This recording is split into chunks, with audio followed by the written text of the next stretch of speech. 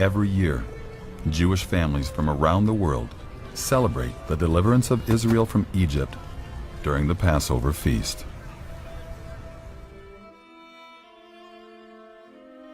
Records confirm that the Passover has been observed for thousands of years. Many believe it is difficult to explain the origin of Passover if there were no real event on which it was based.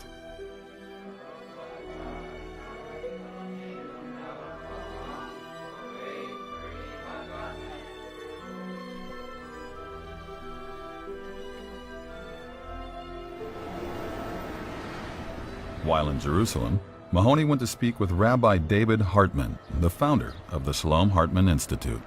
Each year, we celebrate the Exodus as if we were there.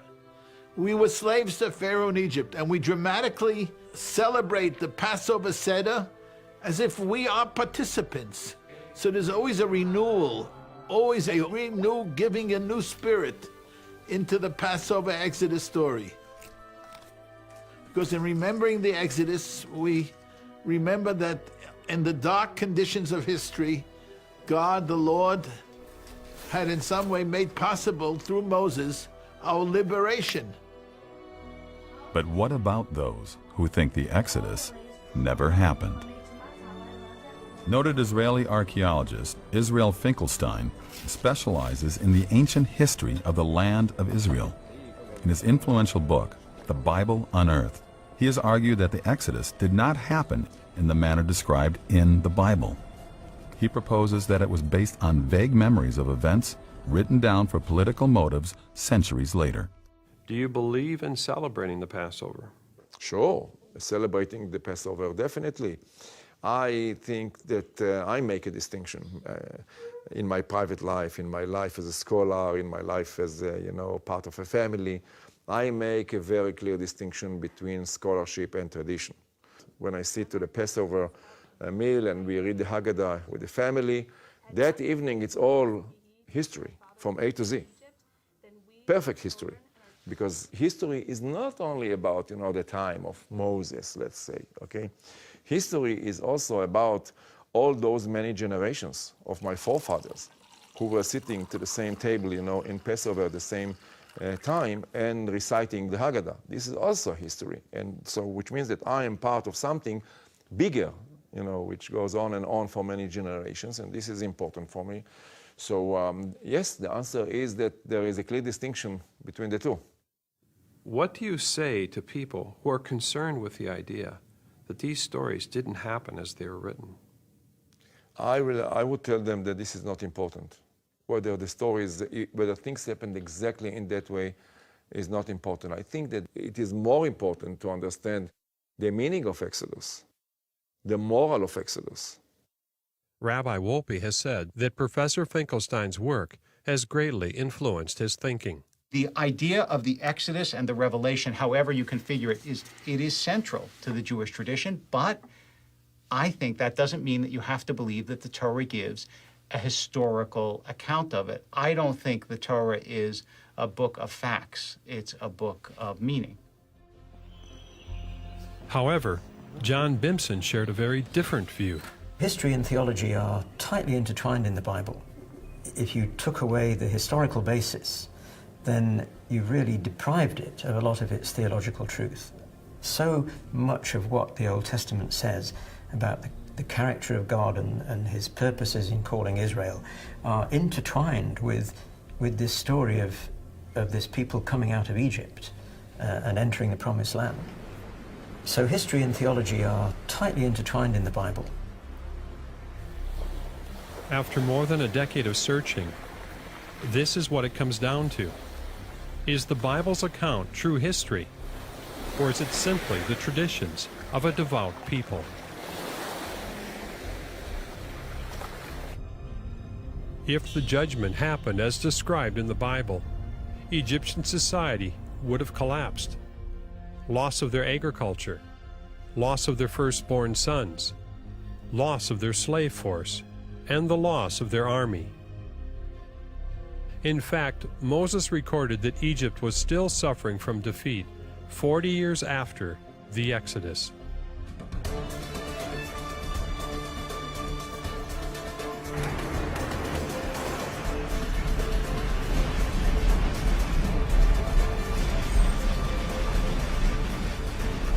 Critics are quick to point out that there is no such record from Egypt of supernatural judgment and devastation.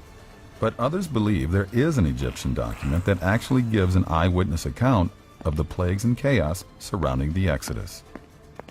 Mahoney went to Holland to meet the curator of the Leiden Museum, where this significant papyrus is housed. But Egyptologist Martin Raven sees no evidence for the Exodus in this document or anywhere else. The story of the Exodus is described in the Old Testament. It's part of the national history of the Jewish people, or so they say.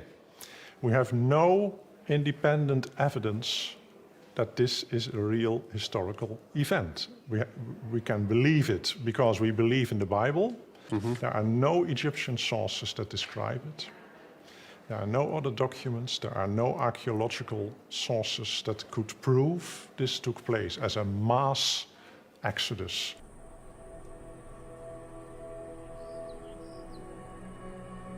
Raven's position, again, is that of most Egyptologists today.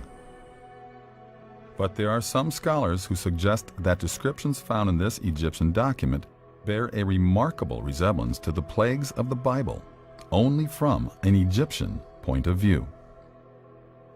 Written by a scribe named Ipuwer, the papyrus known as the Admonitions of an Egyptian Sage poetically describes a series of calamities and the chaos that followed. Ipuwer. We don't know who he was, but he was obviously somebody in a position to address His Majesty, the King. There's only one copy of this specific text, and that is here in the Leiden Museum. It's a very, very vivid report, or would-be report, of what happens to Egypt when the central power falls away. Many believe a collapse of Egypt's power is exactly what would have happened due to the plagues of Exodus.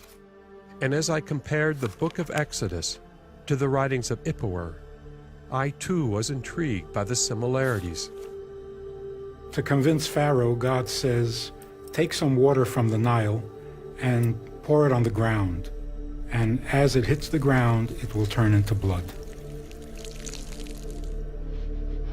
Behold, Egypt is fallen to the pouring of water, and he who poured water on the ground seizes the mighty in misery. And all the water in the Nile turned into blood, and the fish of the Nile died, and the Nile reeked, so that the Egyptians could not drink water from the Nile. The river is blood. If you drink of it, you lose your humanity and thirst for water. All the livestock of the Egyptians died. Fire ran down from heaven, and the Lord sent hail upon the land. Even the flax and the barley were smitten. Gone is the barley of abundance. Food supplies are running short. The nobles hunger and suffer. Those who had shelter are in the dark of the storm. I see no connection between the papyrus of Ipuwer and the story of the plagues of Egypt. It is in a way, but in a very indirect way, an eyewitness report of a historical period. It pretends to be such a report, but in fact it isn't. At midnight, the Lord struck down all the firstborn in the land of Egypt, from the firstborn of Pharaoh sitting on his throne to the firstborn of the captive in the dungeon. Behold, plague sweeps the land. Blood is everywhere, with no shortage of the dead. He who buries his brother in the ground is everywhere. Woe is me for the grief of this time. And there was great wailing throughout the land of Egypt, for there was not a house without its dead. Wailing is throughout the land, mingled with lamentations. All the time we have to convince ourselves that this person can't have seen all this. He imagined it, or he had received his inspiration from other similar propagandistic literature. Because it's so fantastic. Yes, it's very fantastic, but he hasn't seen it, he just imagined it. Don't confuse this with the message of the Bible, the 10 plagues. That's a quite different story. Whether this happened or not is irrelevant. It's a beautiful literary document. And again, yes, God was angry and punished the Egyptians, but this is just a literary cliché. The influential Egyptologist, the late Miriam Lichtime, ruled out the possibility that the papyrus, the admonitions of Ipuwer, referred to a real national calamity.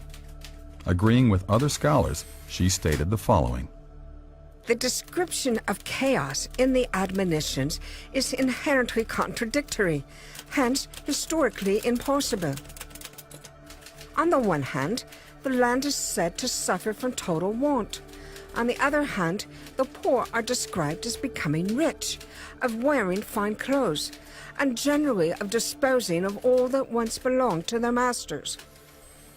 However, when you read the biblical account, it becomes clear how this apparent contradiction could have happened. Moses told the Israelites to ask the Egyptians for silver and gold jewelry and for clothing. People are stripped of clothes. The slave takes what he finds. Gold, lapis lazuli, silver, and turquoise are strung on the necks of female slaves. The Lord gave the people favor in the sight of the Egyptians, so they gave them whatever they asked. Thus they plundered the land of Egypt. The very point that Miriam Lichtime viewed as contradictory and therefore historically impossible is the very point that most specifically matches the biblical text.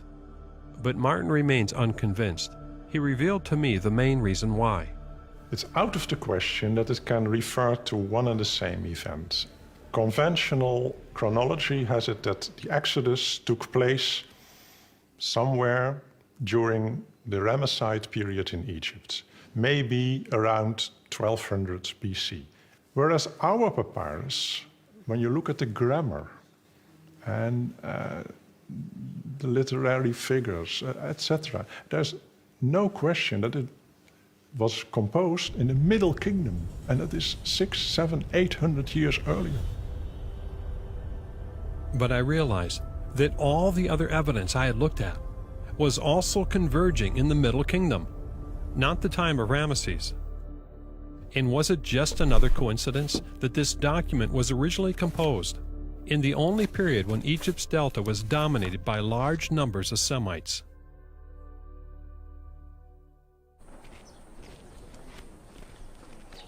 It became obvious to me and my team that if people look at the wrong time in history for evidence of the Exodus, they won't find any. So Ramesses is a giant, standing in the way of connecting this evidence with the Exodus. And for over 50 years, all the books, all the television programs, and all the university professors who've been convincing the world to dismiss the Bible have been doing so based mainly on this one issue, chronology, the dates assumed for the Exodus, and the lack of evidence at the time of Ramesses II. But if it happened long before his time, then it means they're all wrong. Wrong about the Pharaoh, and perhaps wrong about the Exodus never happening.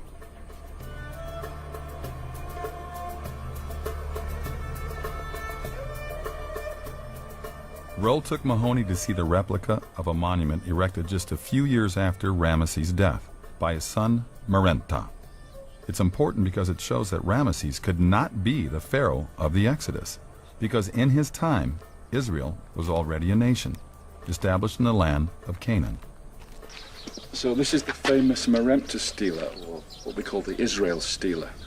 And it actually belongs to the king Merenta. Up there at the top you can see him facing the god Ammon, and he lists in a poetic form all the different conquered nations, the nations that are at peace. But right at the bottom, we have 3 crucial lines, because this is where we find a link to the Bible. Let's read it together, okay? We have 2 reeds. That's the sound ye or I, okay? Then a bolt, which is S, an R, a mouth, an E, an A, and an L. Israel. Israel. Israel. This is the only time that we see this name And this on an is Egyptian monument. After the name Israel, there are these 2 figures here, these 2 seated figures of a woman and a man, and 3 strokes underneath. These 3 strokes mean plural. So it means the people or nation of Israel. And then this is the interesting bit. It says, Fekti bin Peret Eth. Israel is laid waste, his seed is no more. Well, does it mean they were literally no more? No, it's a sort of poetical way of saying they've been overcome, defeated. Or pacified? All these phrases here are like that. It's a poetical phrase, effectively. How significant is this then to the story of the Exodus? Well, for me, it's very important, because if we're talking about Ramesses II or Meremptah being at the time of the Exodus of Moses and Joshua, this just does not fit the pattern. It's not tribes wandering around the Sinai, lost in the desert, or, during the wandering period of Moses and Joshua. They seem to be a political entity. This monument doesn't fit the idea of Ramesses being the pharaoh of the Exodus because it was written shortly after his death, and it recognizes Israel already existing in Canaan as one of the significant powers of the day. And that shouldn't be, because the Bible says that the Israelites did not even begin to conquer Canaan until 40 years after the Exodus. So Ramesses could not have been the pharaoh who let the Israelites go. Then Mahoney got a lead about another inscription. Charles Ayling brought him to see his colleague, historian Clyde Billington, who has extensively researched this newly discovered find. Besides the Merneptah stela, there's another reference to Israel. It's called the Berlin pedestal. It's in the State Museum in Berlin, Germany, and this is something that's just now being studied and discussed by scholars. On the base of this Egyptian statue, they showed Mahoney name rings, each representing an enemy defeated by Pharaoh in the region of Canaan.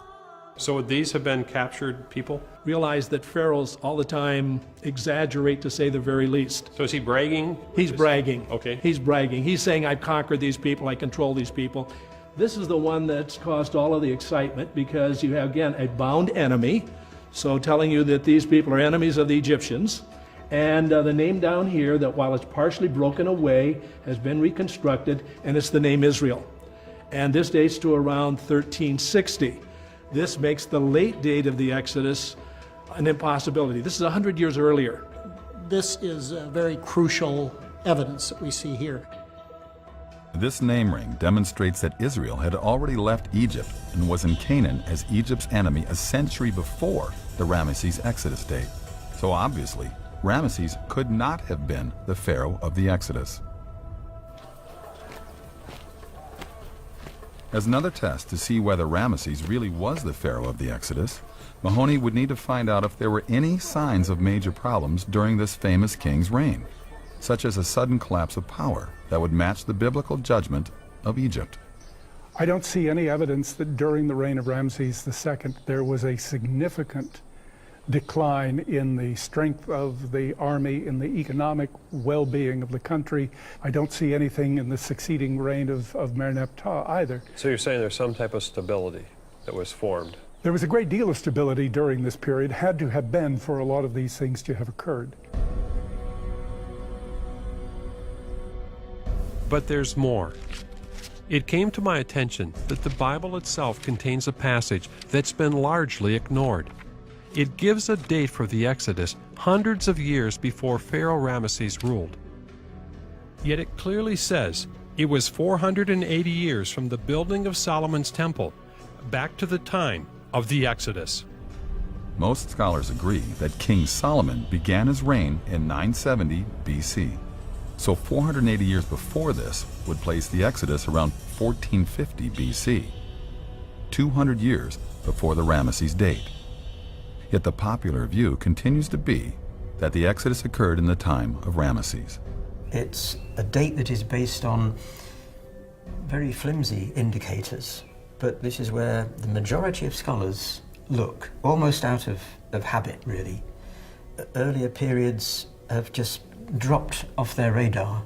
And would you say that's the bottom line, why they don't find any evidence for the Bible? I would, and I find it deeply ironic.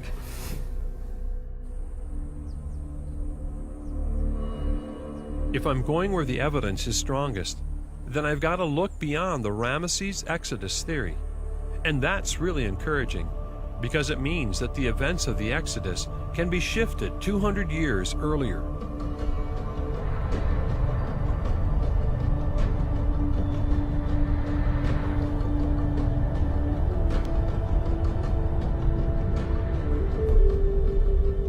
But my challenge isn't over, because this new biblical date, around 1450 BC, still leaves the events separated from the Egyptian pattern by 200 years. I was determined to find an answer for this, and to do so, I would continue to explore the pattern that seemed to exist in the earlier period. Is there any indication in the Middle Kingdom of the next step of the Bible sequence, a massive and sudden exodus following the death of the firstborn? Roll told Mahoney about something amazing that was found at Avaris. We find an extraordinary thing happens. The archaeologists have been digging this area, suddenly find lots of pits in the ground. And in these pits are bodies, and they've been tossed into these pits. They're not buried formally. They have no grave goods or anything like that. These bodies are tossed on top of each other. They're lying strewn. You have hands and legs crossing over. What is happening here? What is going on? BTAC thinks it's actually some sort of plague that's happened, a dramatic event where suddenly they have to bury people very quickly because of contamination of the living population. So it's an emergency burial. And then, all of a sudden, all these Semitic peoples who were living there suddenly get up, they pack their bags and they leave, and the whole mound is abandoned. And we don't know for how long, and it just falls to ruin. Now, isn't that just like the story of Exodus?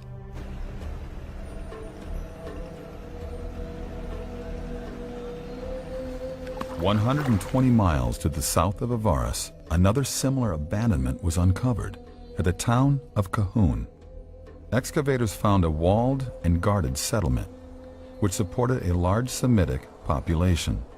They also found documentation of slavery. Mysteriously, the inhabitants here seem to have disappeared overnight. According to Professor Rosalie David, the town's abandonment was sudden and unpremeditated. Their goods were found in the streets and houses of Cahoon, exactly where they were left, before being buried by the sands of the desert so long ago." One of the great moments in Egyptian history is the collapse of Egyptian civilization, when these foreigners invade, these Hyksos rulers come in and destroy the land, and the Egyptian native rule is completely suppressed. Egypt is on its knees. That's what we see in the archaeological evidence at this period. And it only happens once in 1,000 years of Egyptian history. If we can link this to a very famous tradition told to us by an Egyptian priest called Manetho, he wrote a history of Egypt in the 3rd century BC. And what we end up with is a story like this. In the reign of a king called Dudimose, one of the last kings of the 13th dynasty, in his reign, God smote the Egyptians. And God here is singular. You would expect to see, and the gods smote the Egyptians, but you don't. You see God smote the Egyptians. And then, because of the smiting, whatever the smiting is, foreigners, people of obscure race, invade Egypt from the north. And they conquer the land without striking a blow, is the term. And why? Because God smote the Egyptians. Something had happened to devastate Egypt, which made them unable to defend themselves. And these marauding hordes took over the whole country. And we call this the Hyksos period. And they enslaved the Egyptians. But the point is, they could have defended themselves. They had a mighty army, except for the fact that God had smitten the Egyptians.